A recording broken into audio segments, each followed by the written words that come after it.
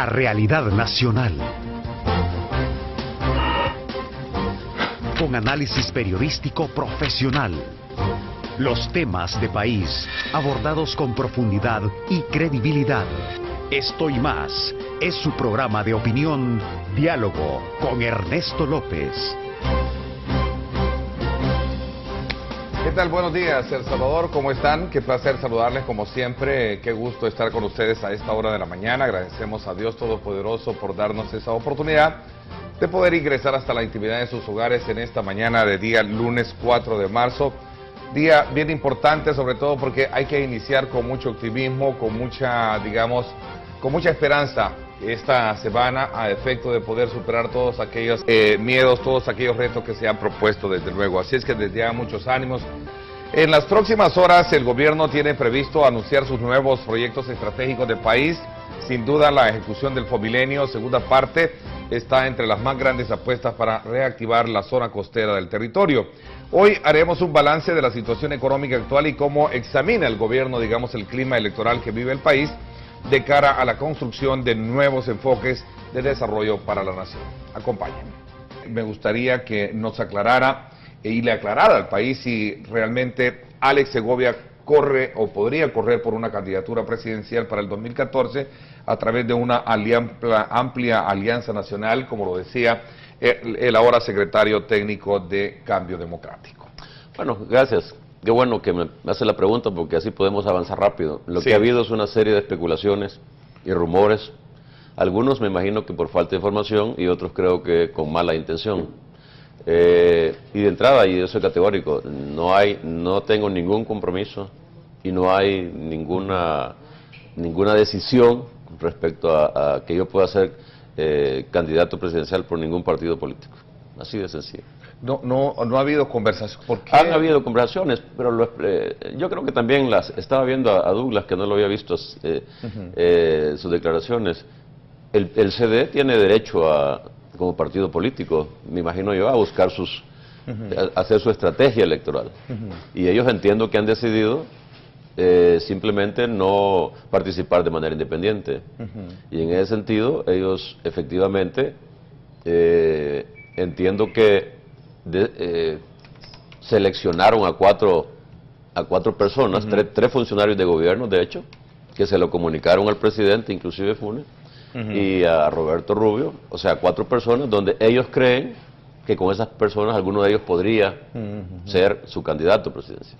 Una candidatura con el CD me parece que no es viable y yo no estoy interesado en eso. En realidad yo estoy con mi trabajo como secretario técnico, que ya veremos hay mucho, pero además he estado trabajando, yo creo que haya sido parte también de la confusión con el movimiento que se llama Unidad Nacional por la Defensa y Profundización de los Cambios, que aprovecho es un movimiento que surge el año pasado y que no está vinculado de ninguna manera con esta iniciativa unidad que ha lanzado el presidente Saca. Hay que aclararlo también, porque ha habido confusión con los nombres. ¿El secretario técnico no tiene aspiraciones políticas? Mira, pero como ciudadano todos creo que tenemos derecho y además creo yo que la obligación de participar activamente en política, pero hay una diferencia, actuar en política partidaria y política no partidaria. Obviamente a mí me interesa participar en política no partidaria, desde la ciudadanía, desde los ciudadanos, porque al final los políticos se deben a los ciudadanos. Y yo creo que si algo ha cambiado con la gestión del presidente Funes es la participación ciudadana. Yo digo lo que ha habido en este país y pongo una anécdota, es una especie de explosión de participación ciudadana. ¿Cuál es el escenario propicio para que esa construcción de esos cambios que se han hecho en este gobierno puedan ser asimilados por el futuro presidente? Y hago esta reflexión quizá como complemento, porque en el análisis que se tiene es que precisamente hay un reacomodo de posturas de los partidos, y ahí veamos precisamente el tema del candidato del Partido Arena, que en algún momento, pues por X o Y circunstancia, ha tenido que retractarse y decir voy a asimilar y voy a continuar con los programas que se han hecho por parte del gobierno del presidente Funes, el vaso de leche, los uniformes, los paquetes electorales, por estrategia, por error político, por cálculo político electoral, no lo sé, pero lo ha dicho. Por otro lado, tenemos ya al cuarto candidato, que es el expresidente Saca, que ha dicho que él va a mantener de entrada los mismos, y el FMLN por consecuencia que de alguna manera dice, pues estos son los cambios que ha impulsado. ¿Cómo examinan ustedes ese escenario, digamos, construido por sí, ustedes? Estamos contentos en el sentido que se está reconociendo por parte de todos los partidos de que ha habido un proceso de cambio. Precisamente, hablando de la Unidad Nacional por la Defensa y Protección de los Cambios, si usted recuerda el año pasado, marzo, abril del año pasado, todo el mundo renegaba de que no habían cambios. Renegaban, decían, no hay cambios, el país va sin rumbo. Por eso es que nosotros hicimos una estrategia, ¿no? Estrategia para posicionar los cambios, para decir, no es cierto, aquí están los cambios. Hicimos el libro que tuvo un gran impacto por su síntesis, porque se mostraba de manera sencilla cuáles son las grandes apuestas y los grandes cambios que han habido el año pasado. El movimiento surgió fuerte también, y de repente, después de esos hechos, hoy todo el mundo habla de manera natural que en este país han habido cambios. Hay diferencias en la profundidad que algunos ven o no, o en si algunos, o si falta o no falta, etcétera. Pero el hecho básico es que hoy todo el mundo que acepta que el gobierno del presidente Funes ha iniciado en este país el proceso de cambios más importante seguramente en la historia. Ahora, lo que se trata hacia adelante es de sostenerlos, de profundizarlos para bien del país, de actualizarlos, de mejorarlos.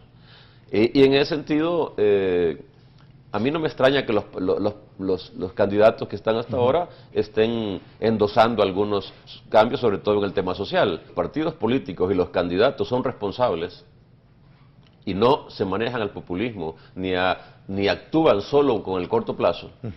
Ellos serían los primeros en aceptar y asumir que hay proyectos estratégicos de país que van más allá de la lucha electoral de corto plazo. ¿Será el FMLN en este caso que lo asimile? O sea, cualquiera que llegue tiene que darle continuidad a ciertos proyectos estratégicos, porque de eso se trata el desarrollo. Es decir, ¿cuál ha sido la práctica histórica en este país? Llega un gobierno, niega todo lo que hace el otro y comienza, como decimos, a inventar la rueda, a querer hacerlo todo de nuevo. Nosotros, el presidente Funes rompió con esa tradición. Con esa tradición, al decir, hicimos una evaluación en la campaña después, sabíamos que íbamos a encontrar un país en dificultades, sabíamos que este gobierno iba a gobernar en el peor momento de la crisis mundial, y por lo tanto dijimos, bueno, hay que ser realistas, tenemos que ver qué es lo que ha funcionado. Por eso es que yo no entiendo, francamente, a algunos medios de comunicación y a algunos partidos políticos y a algunos dirigentes, aún empresariales, de que por el ánimo de, según ellos, de dañar al gobierno, atacan los proyectos estratégicos. Fusades bien sabe que el indicador de pobreza en El Salvador está desactualizado, que ese indicador no refleja lo que ha ocurrido, lo que ocurre en términos de evolución de las condiciones de vida de la gente. Ese indicador de pobreza lo que dice simplemente es que como solo toma la pobreza de ingreso, es decir, solo mide la evolución del ingreso, en el fondo lo que está midiendo nada más es la evolución de los precios. Lo que no dice FUSADE es que nosotros hemos hecho el cambio más radical en concepto de concepción de la política social. Y yo le pongo un ejemplo. ¿Cómo concebía la política social Arena? Los 4 gobiernos de Arena. La política social tiene que ser focalizada, tiene que ser solo para unos cuantos, tiene que ser solo para los más pobres de los pobres. Para eso vamos a hacer un plan, dicen ellos, de combate a la pobreza. El presidente hizo un programa de combate a la pobreza en zonas rurales, en 32 municipios, nada más. Bajo esa visión, nosotros que hemos dicho, no, la pobreza no es un problema que solo, la política social es un tema de derechos. Todo salvadoreño y salvadoreña, por ser salvadoreña, por haber nacido en El Salvador, tiene derecho a un paquete de servicios mínimos que el Estado debe proporcionarles por obligación, por ser su obligación. Y por lo tanto, para nosotros, la política social no es una dávida ni un regalo que hace el Estado a los más pobres. La política social es un derecho que la Constitución dice y hay que dársela a todos los ciudadanos. Por supuesto que hay que definir prioridades. Cuando un gobierno y un país no tiene recursos suficientes para todos, ¿por dónde se comienza? por los más frágiles, por los que tienen más vulnerabilidades. Por eso es que nosotros, nuestros programas sociales han comenzado beneficiando a la población con mucho más vulnerable, los ancianos y las ancianas, los niños y las niñas, las mujeres, los jóvenes, y ahí vamos en una estrategia gradual de generalizar la política social. Las coberturas, usted sabe, y esto es importante el dato, que lo sacamos el año pasado en el libro sobre el cambio. El presidente saca, que es el que más recurrió a este tipo de programas sociales, solo tenía 2 programas sociales para la población vulnerable. El programa, el reparto, el paquete agrícola, de paquetes agrícolas, y el programa que se llamaba Red Solidaria en 32 municipios más pobres. ¿Sabe cuánto gastamos nosotros el año pasado? Cerca de 800 millones, que representa cerca del 4% del PIB. O sea, ese cambio... Más inversión, ha habido más apuesta... Absolutamente. A los esta que, que el gobierno anterior. Que la historia de este país. Y se ha dado una cosa importante. Este gobierno, pese a haber encontrado un gobierno quebrado por los gobiernos anteriores, un gobierno, una gestión pública, una institucionalidad que no funcionaba, aún en medio de la crisis, porque ha habido voluntad política del presidente Funes, este país ha hecho la inversión social más grande de la historia. ¿Y por qué? Porque nosotros creemos, estamos convencidos que el mercado por sí mismo, si bien es importante que genere empleo, no es suficiente para que se distribuya la riqueza de manera adecuada. Ahí hay un punto, me parece fundamental. Usted secunda, secretario, digamos como la reacción del presidente Funes de considerar que FUSADES es un instrumento del partido Arena. Yo sí creo que FUSADES está en este momento alineado con una propuesta política electoral de Arena. Pero yo en el pasado he hecho estudios sobre FUSADES. Recuerde, FUSADES surgió en 1983. En los primeros 10 años, FUSADES, ¿sabe cuánto recibió por parte de Estados Unidos? Cerca de 100 millones de dólares. Escuche bien, 100 millones de dólares. Para constituirse, fue una apuesta estratégica que surgió en la guerra para hacer un nuevo planteamiento económico de la visión que sea. Ahora, en el camino, y uno lo ve, yo mismo, cuando no estaba en el gobierno, cuando hacía estudios, alguna vez yo hice un estudio sobre los empresarios en Centroamérica. ¿Cómo catalogaba, en el caso de El Salvador, que en El Salvador instituciones como FUSADES y otras, a veces la agenda de ellos es la agenda del gobierno de turno? Ahora, la agenda de FUSADES no es la agenda del gobierno de turno, es la agenda del partido de oposición. Pero en el pasado, la agenda de FUSADES ha sido la agenda del partido en el gobierno. Y hay estudios para eso. Ahora, ¿qué es lo que tiene que hacer un centro de investigación serio? Lo que hace todo el centro de investigación, analizar la realidad, interpretar la realidad, generar conocimiento e informar. Y eso tiene que ser, en mi opinión, de una perspectiva lo más independiente posible y lo más objetiva posible. Creemos, por lo tanto, que en este momento la FUSADES en realidad está sirviendo a los intereses políticos de Arena. ¿FUSADES como institución o algunos habrá que, en particular algunos? Bueno, el problema es que eso, ¿no? Es que desde FUSADES siempre ha habido una vinculación muy fuerte con Arena. Recuerde, FUSADES en este momento, ahí se citaban cifras, creo que el presidente las dio, ¿no? Muchos funcionarios de gobierno terminan en FUSADES y están en FUSADES. Bueno, lo dijo, lo describió así con nombre y apellido. Bueno, del presidente, pero le voy a dar otro dato.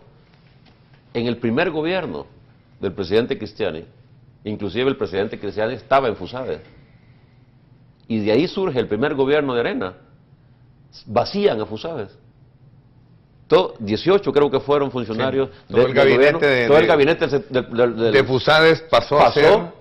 Perdón, toda la dirección de FUSADES pasó a ser el gabinete de gobierno. Entonces, o sea, no se puede negar que ha habido un vínculo de esa institución con una visión de derecha, con una visión cambio de país. Por lo tanto, desde el punto de vista académico, y yo he trabajado en eso mucho tiempo, yo creo que lo menos que se puede esperar de una institución es que plantee todos los elementos de la realidad. Pero cuando una institución solo plantea un aspecto de la realidad, lo que está haciendo ahí es no diciendo toda la verdad. Este es un gobierno, nosotros, la crítica no nos preocupa. La crítica creo que es sana en una democracia.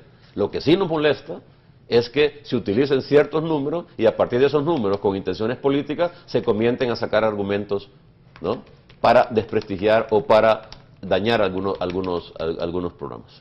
La gestión hecha por el presidente Funes ha creado una especie de revolución en el tema de la participación ciudadana. La gente quiere participar activamente en política no partidaria.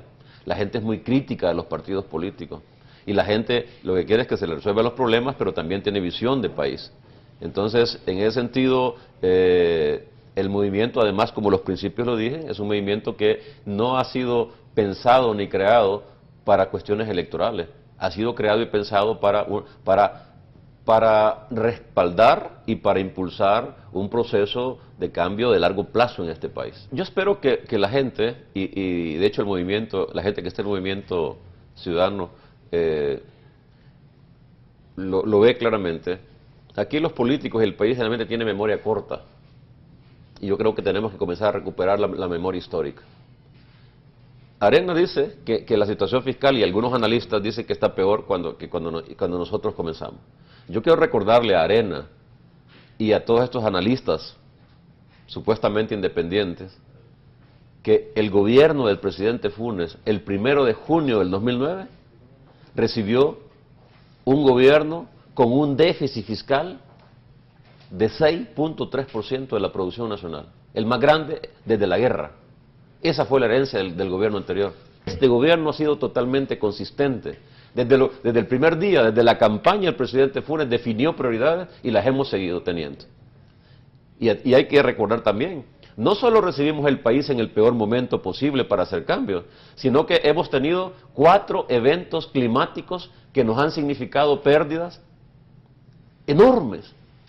Fomilenio 2 es fundamental porque nosotros lo vemos como un proyecto que, de concretizarse, y va bien, va a ocasionar 2 cosas. Va a ocasionar un ambiente de confianza en los inversionistas que esta vez el gobierno y el país le está apostando al desarrollo de la zona costera, cosa que nunca ha ocurrido. Pero también va a generar, que es lo más importante, que es lo fundamental en una perspectiva estratégica, va a atraer mayores inversiones privadas. Que hablan que el Fomilenio viene y que va a ayudar, pero ¿y en qué nos va a ayudar? Va a ayudar en 2 cosas. Una aclaración, la apuesta del gobierno es al desarrollo de la zona costera y Fomilenio es uno de los proyectos que van a ir allí. Pero estamos negociando con el Banco Interamericano de Desarrollo una operación completa para que vaya a la zona costera.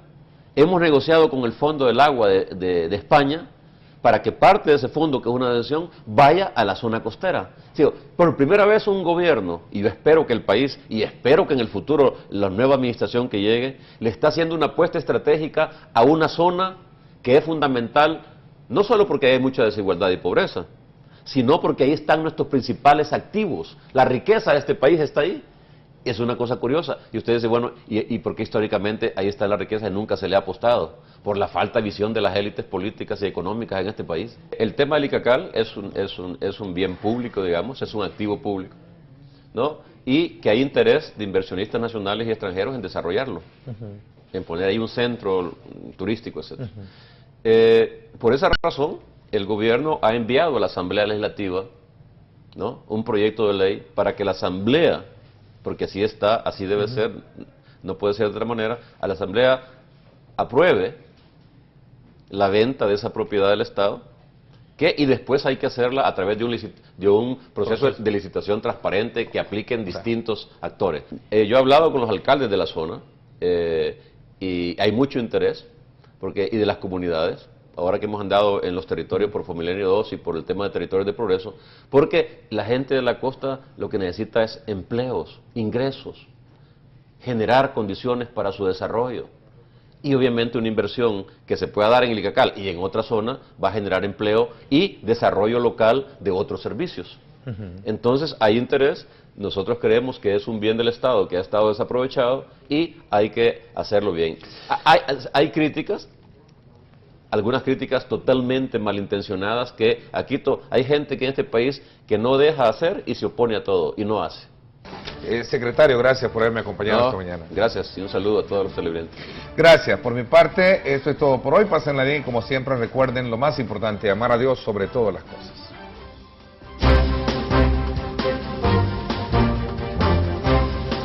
La realidad nacional. Con análisis periodístico profesional. Los temas de país abordados con profundidad y credibilidad. Esto fue Diálogo con Ernesto López.